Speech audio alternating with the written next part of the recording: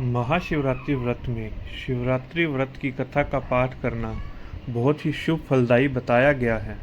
शिव पुराण में भी इस व्रत की महिमा बताई गई है। शिव पुराण के अनुसार जाने अनजाने में भी जो मनुष्य और जीव महाशिवरात्रि का व्रत कर लेता है वह शिव कृपा का भागी बन जाता है और उससे यमराज के दूत भी दूर रहते हैं।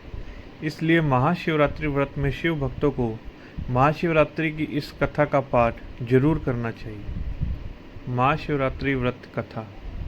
पूर्व काल की बात है। चित्रभानु नामक एक शिकारी था। वह शिकार करके अपने परिवार का पालन पोषण करता था। उस शिकारी पर साहूकार का काफ़ी कर्ज था, लेकिन वह उसका कर्ज समय पर नहीं चुका पाया। फिर साहूकार ने शिकारी को शिव मठ में बंदी बना लिया। जिस दिन उसे बंदी बनाया गया उस दिन शिवरात्रि थी। चतुर्दशी के दिन उसने शिवरात्रि व्रत की कथा सुनी और शाम होते ही साहूकार ने उसे अपने पास बुलाया और ऋण चुकाने के बारे में कहा। उसके बाद वह फिर शिकार की खोज में निकला। बंदी गृह में रहने के कारण वह बहुत भूखा था। शिकार की तलाश में वह बहुत दूर निकल आया। अंधेरा होने पर उसने जंगल में ही रात बिताने का फैसला किया और एक पेड़ पर चढ़ गया। उस पेड़ के नीचे शिवलिंग था जो बेल पत्रों के पत्तों से ढका हुआ था। शिकारी को उसके बारे में जानकारी नहीं थी। पेड़ पर चढ़ते समय उसने जो टहनियाँ तोड़ी वह शिवलिंग पर गिरती रही।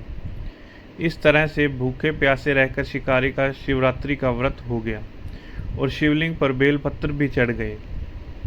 रात के समय एक हिरनी पानी पीने तालाब पर आई। शिकारी जैसे ही उसका शिकार करने जा रहा था तभी हिरनी बोली, मैं गर्भवती हूँ, शीघ्र ही प्रसव करूँगी। तुम एक साथ 2 जीवों की हत्या करोगे। मैं बच्चे को जन्म देकर तुरंत तुम्हारे सामने आ जाऊँगी, तब तुम मुझे मार लेना। शिकारी ने हिरनी को जाने दिया और इस दौरान अनजाने में कुछ बेलपत्र शिवलिंग पर गिर गए। इस तरह उसने अनजाने में प्रथम प्रहर की पूजा भी संपन्न कर ली। कुछ देर बाद एक हिरनी उधर से निकली। जैसे ही शिकारी उसे मारने के लिए धनुष बाण चढ़ाया तो हिरनी ने विनम्रता पूर्वक निवेदन किया, हे शिकारी, मैं थोड़ी देर पहले ही ऋतु से निवृत्त हुई हूँ, कामातुर विरहिणी हूँ, अपने प्रिय की तलाश में हूँ। अपने पति से मिलकर मैं तुम्हारे पास आ जाऊंगी। शिकारी ने उसे भी जाने दिया। रात का आखिरी पहर बीत रहा था, तब भी कुछ बेल पत्थर शिवलिंग पर जा गिरे। ऐसे में शिकारी ने अनजाने में ही अंतिम पर की पूजा भी कर ली। इस दौरान वहाँ एक हिरनी अपने बच्चों के साथ आई।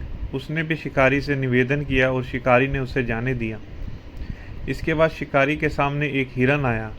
शिकारी ने सोचा, अब तो मैं यहाँ से नहीं जाने दूंगी, इसका शिकार करूंगा।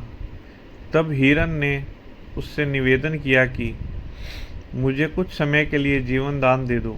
शिकारी ने पूरी रात की घटना उस हिरन को सुना दी।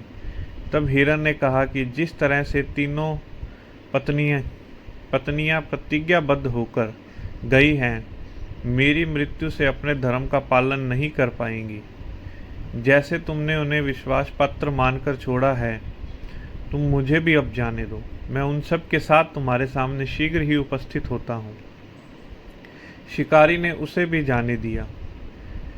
इस तरह सुबह हो गई। उपवास, रात्रि जागरण और शिवलिंग पर बेलपत्र चढ़ाने से अनजान में ही शिवरात्रि की पूजा पूर्ण हो गई।